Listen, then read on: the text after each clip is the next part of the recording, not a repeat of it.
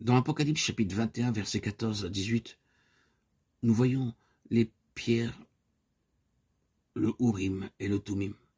Et là, nous avons une vision des murs de la Sainte Cité, qui ont 12 fondements sur lesquels les noms des 12 apôtres sont écrits. Ces pierres précieuses se trouvent dans ces fondations. Elles parlent du puissant fondement apostolique sur lequel nous sommes bâtis, Éphésiens 2, 19-22. Et pourtant, les apôtres étaient des hommes ordinaires. Ne pensez pas qu'ils aient été des hommes d'une trempe extraordinaire. Ils étaient des hommes soumis aux mêmes passions que nous. Seulement, ils furent rendus forts avec l'aide de Dieu. En dépit des faiblesses humaines, Dieu peut nous rendre forts. Dans Luc chapitre 6, versets 13 à 16, nous avons la liste des 12 apôtres et le nom de Simon est cité le premier. Nous savons quelle sorte d'homme fut Simon, Pierre, en dépit de sa faillite. Il devint une pierre précieuse de Dieu. Bien que nous ayons souvent des manquements, néanmoins, dans le Seigneur Jésus-Christ, nous aussi, nous sommes des pierres précieuses. Comment Simon-Pierre devint-il une pierre précieuse?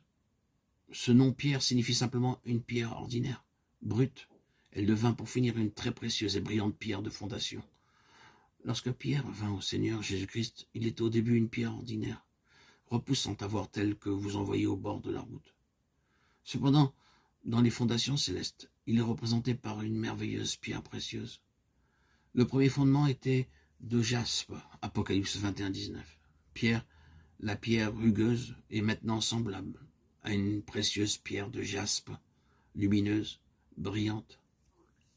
Comment le devint-il?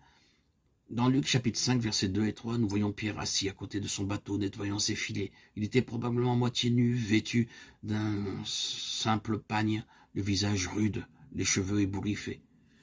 Alors le Seigneur Jésus-Christ descendit sur le rivage et avec la permission de Pierre, entra dans le bateau et commença à parler à propos de la foi et d'autres choses. Le pêcheur nu se demandait comment de telles choses pouvaient le concerner. Mais le Seigneur connaissait tout au sujet de Simon. Et lorsqu'il eut cessé de parler, il lui dit « Avance en pleine eau et jetez vos filets pour pêcher. » Quoique le Seigneur parlait à de nombreuses personnes, il avait cependant vu les pensées agitant le cœur de Simon. Simon répondit « Seigneur, nous avons peiné toute la nuit et nous n'avons rien pris. Mais maintenant, pour te plaire, je ferai ce que tu demandes. » Mais il ne croyait pas qu'il attraperait un seul poisson. Il dit dans son cœur « Je suis un pêcheur et cet homme ne sait pas comment prendre un poisson. » Cependant, il me dit de prendre du poisson sur ce côté du bateau. J'ai travaillé dur toute la nuit et je n'ai rien pris. Je suis censé savoir, mais simplement, pour lui être agréable, je le ferai.